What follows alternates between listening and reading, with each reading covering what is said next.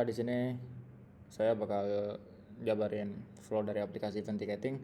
Jadi aplikasi ini backendnya kita pakai Laravel, terus nanti di backendnya juga kita sekalian buat API juga, terus mobile di sini kita pakai Flutter. Buat state manajemennya kita pakai Velocity. Pertama backendnya dulu. Nah sini backendnya misalnya PHP Artisan. Salam. Wen mam. Mana? Di sini kita pakai IP address. Nah ini pakai IP address biar connect ke ini ya gitu ya, ke Flutter-nya gitu. Jadi kita harus pakai network yang sama. Makanya di sini kita pakai IP address. Jadi itu kita belum sempat deploy backend-nya, jadi kita pakainya IP address gitu.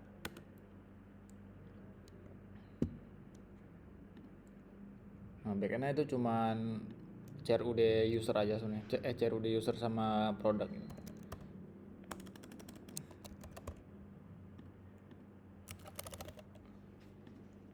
Jadi nanti kita nambahin produknya itu di web, terus tampilnya di mobile. Jadi CRUD-nya bukan di Flutter ya. Nah, ini CRUD user buat admin, misalkan nanti ada staff baru gitu. Jadi yang daftarin itu adminnya, bukan ngedaftar sendiri. Jadi harus lewat admin, nanti dibuat ini user, misalkan Putra gitu. Putra, emailnya putra@idn.com, phone numbernya 198, passwordnya 198, dan dia sebagai staff. Submit. Nanti dia bakal Putra ini jadi punya akses lah ke dashboard ini. Terus nah ini jadi kita nggak ada fitur register, ada sebenarnya, cuman itu kemarin buat bahan belajar aja. Nah ini ada products. Jadi tadi user-user yang udah didaftarin itu bisa nambahin produk di sini. Ini CRUD user juga, CRUD juga. Nah kemarin backendnya cuma itu doang, produk controller dari user sama produk ini. Cuman buat CRUD doang. Nah udah buat CRUD-nya, kita langsung buatin API-nya. Product controller. Nah out controller di sini kita pakainya out sanctum biar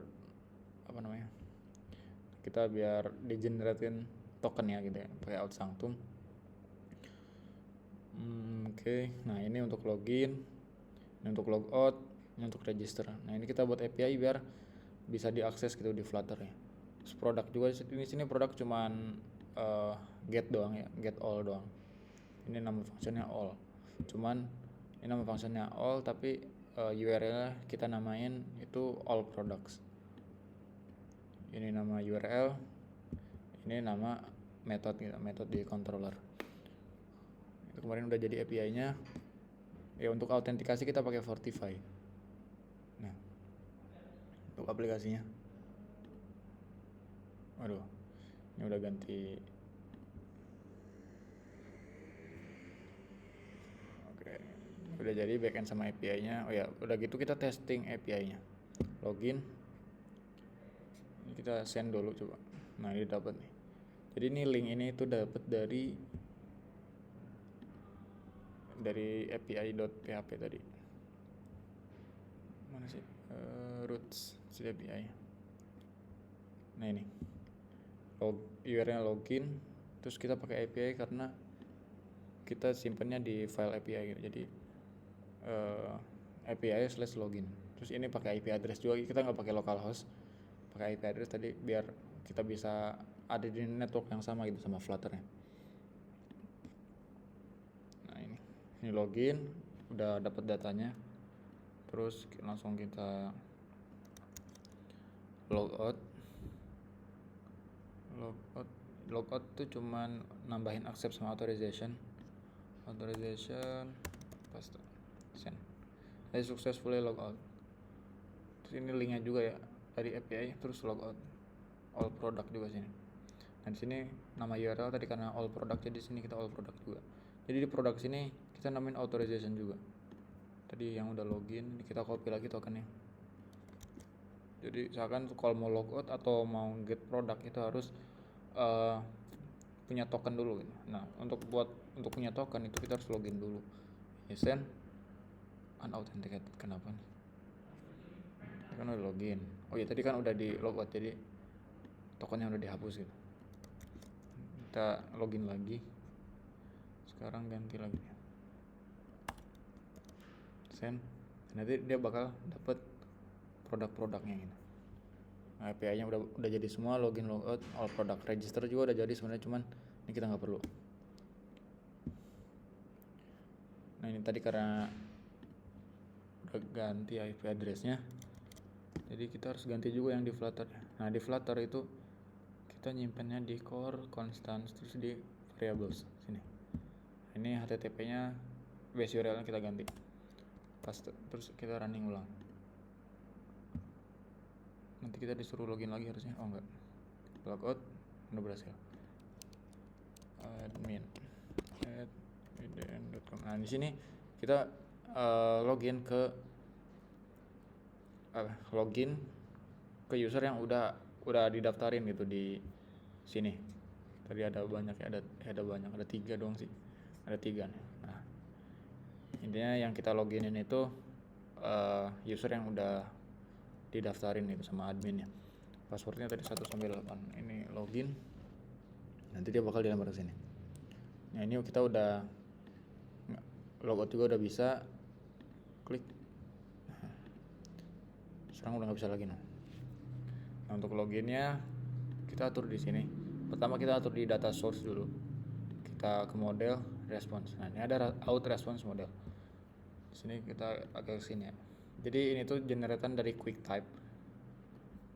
Jadi ini kita copy gitu respon dari apa nih? Respon dari sini ya. Respon API-nya ini kita copy terus paste di QuickType. Jadilah kayak gini. Ini untuk response modelnya, produk response model juga ini kayak gini. Ini tuh generatan dari QuickType lah. Terus di data resource, harusnya data source ini sama data resource. Ada ini, ada out remote data source. Nah ini kita untuk apa ya? Untuk connect ke backend-nya gitu. Makanya di sini kita kasih linknya lagi, link sama kayak yang di API sini. Sesuai ya, headersnya ada tadi, ada accept application JSON, terus di sini juga harus ada accept application JSON. Terus body-nya juga tadi, body kita isi juga di sini di login itu ada email sama password. Jadi di sini juga kita kasih email sama password. Email yang ngambil dari email, passwordnya ngambil dari password. Nah ini logoutnya juga udah dibuat. Kita langsung buat BLOS-nya di presentation, terus di out itu ada page, login page, terus ada juga blocks login. Pertama kita atur di eventnya dulu sini. Eventnya udah jadi, kita langsung ke state cuma kayak gini doang, langsung blok sini kita atur logiknya. Udah jadi bloknya, udah jadi login bloknya, terus kita langsung daftarin BLOS-nya di main.dar. Nah di sini material app-nya dibungkus pakai multi block provider, terus di dalam multi block provider ada block provider.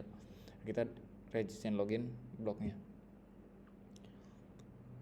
Terus udah gitu kita ke halaman login.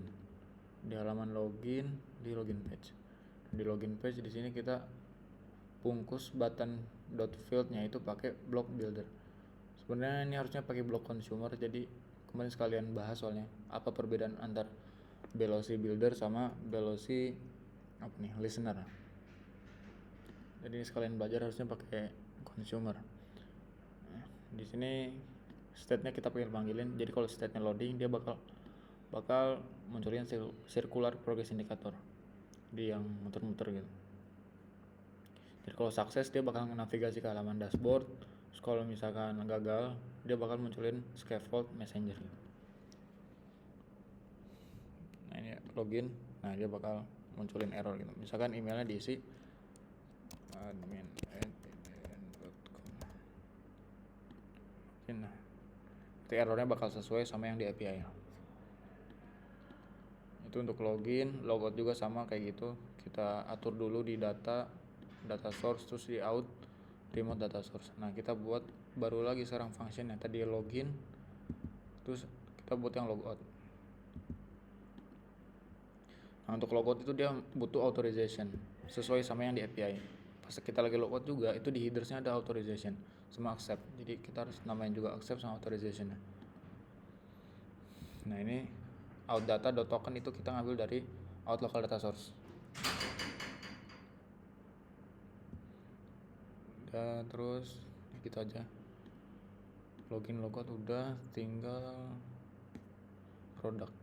Oh ya, kalau logout itu kita simpannya di presentation, home, terus ada di logout di blocks. Nah, ini ada logout admin.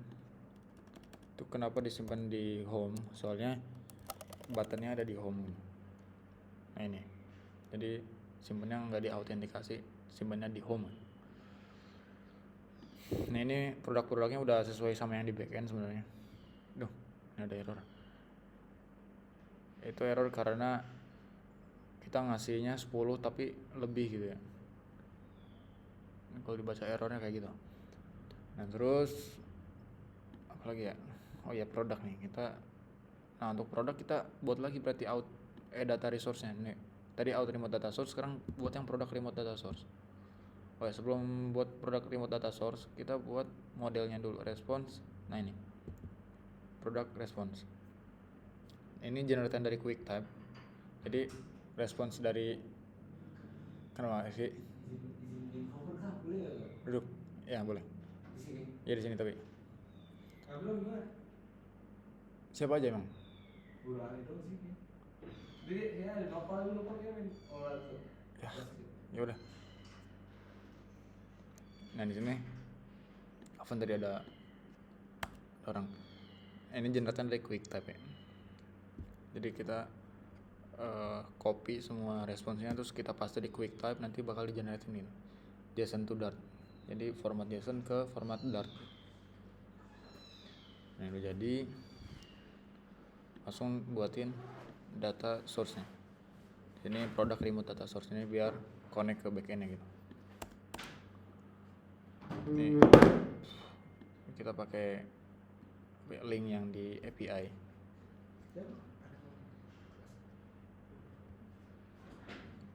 Terus, nah ini sesuai ya. Kalau untuk nge-get all product itu kan kita butuh accept sama authorization gitu. Accept authorization.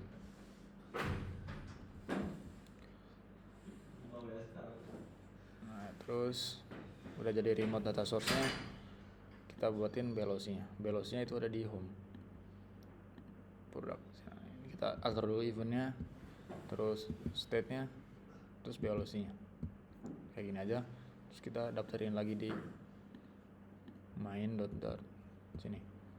Block provider. Nah, ini product block. Nah, terus kita event-nya kan di sini nggak perlu ngeklik apa-apa gitu. Jadi pas di navigasi ke halaman home itu kan langsung nambahin produk-produknya gitu. Jadi kita nambahin eventnya di sini. Add product fetch gitu. Nah, terus tadi tuh belum kesini nih. Jadi tadi fiturnya belum dijelasin ya. Jadi kalau misalkan diklik gitu ya, jadi yang muncul itu food aja gitu. Terus kalau snack aja, drink aja gitu. Kalau all ya berarti semua. Itu belum dibuatin. Buatnya berarti di sini, di presentation, terus di home, di velocity, di product. Nah, berarti kita harus nambahin event lagi. Jadi kita searching by kategori. Berarti kita bisa ke eventnya dulu nih. Di eventnya kita nambahin kelas produk, inisial produk, kategori fetch. Nah, ini fetch. Nah, terus dia nerima satu field kategori, terus kita buatin constructor-nya juga. Event udah gitu doang, terus ke state. Nah, di state kita nambahin ini, kita nggak perlu lah, jadi satuin aja nanti pas akses gitu. Pas akses apa gitu. Nah, itu kita atur di velocity aja. Jadi di sini kita buat list produk gitu. List produk. produk dari response model, produk gitu. Kita pertama putin variabelnya dulu, terus di sini berarti kita cut. Jadi selain nge-emit produk sukses, kita juga masukin produk yang suksesnya gitu. Jadi sekalian dimasukin ke sini lah. Salam. Udah ada mana? Oke. Dibuka itu ya. Oke. Nah ini produknya itu kita ini ya. Apa? Dari dari produk response model. Soalnya ada dua gitu, ada dari produk response model sama dari order item. Jadi ini pastiin dari produk response model. Ini bisa di comment klik ya. Dan langsung masuk ke produk blok sini. Oke, gitu aja. Tinggal kita nambahin event di sini. Event buat produk by kategori tadi. On product fetch, on kategori fetch.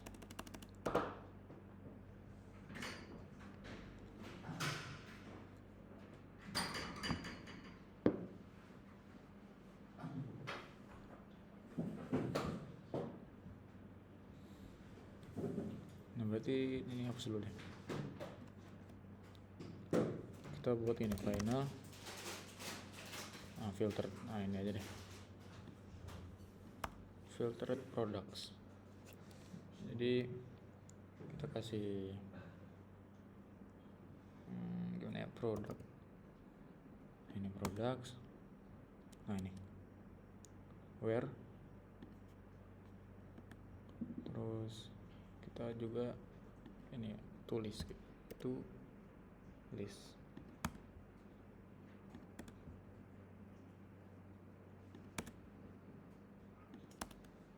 Nah gini aja deh.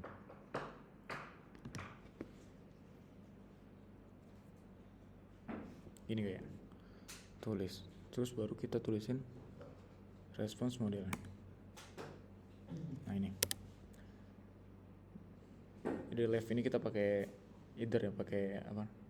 DRTZ, terus R-nya ini right maksudnya. Jadi kalau misalkan berhasil, dia bakal nge-emit produk sukses ini dari yang difilter. Ini harusnya udah cukup kayak gini doang ya.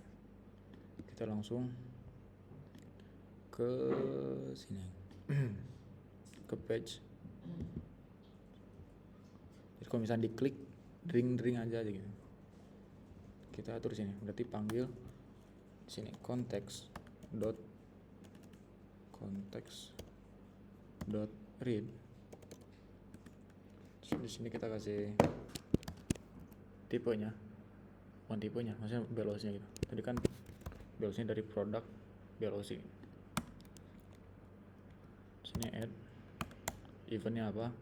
Eventnya tadi produk kategori fetch. Kategorinya kategori. Ini kategorinya ini ngelempar ke sini.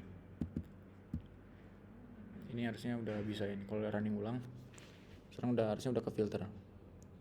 Jadi kalau drink aja. Kalau food aja. Terus kalau snack aja. Nah ini udah berhasil. Nah ini yang kita handle dulu coba. Itu ada di grid view nya. Kemarin di grid view itu masih static. Nah ini harusnya kita pakai state dot products length. Running ulang, sekarang udah sesuai gitu. Jadi nggak maksain 10 gitu. Nah ini kalau all, ini drink, jadi drink doang gitu. Food aja, snack aja gitu. Nah kalau all berarti semua. Enggak deh. Berarti kita ke sini. Produk velocity. Mungkin di sini kita agak sedikit tambahin logic kayak gini. Jadi kalau misalkan event kategorinya itu all gitu ya. Kategorinya all. Nah, sama dengan all, dia bakal ngirimin semua produk gitu. Jadi selain dari itu, dia bakal di-filter. Jadi produk kategori sama eventnya sama event kategori itu sama, nanti dia bakal sesuai ini gitu ya, sesuai apa? Dia bakal true lah gitu. Kalau misalnya kategori sama produk kategori sama event kategorinya itu true, ya dia bakal sama gitu. Jadi ya drink aja, food aja gitu. Ini running ulang harusnya udah bisa ya. Ini all, drink semua, food semua, snack semua, all. Nah ini udah. Nah, terakhir kemarin materinya sampai sini aja. Terus kita juga di sini udah pakai set preference. Jadi kalau misalnya kita running ulang atau kalau kita stop terus di running ulang itu nggak bakal disuruh login lagi. Jadi langsung dilempar ke halaman apa ini? Halaman dashboard gitu. Masih running.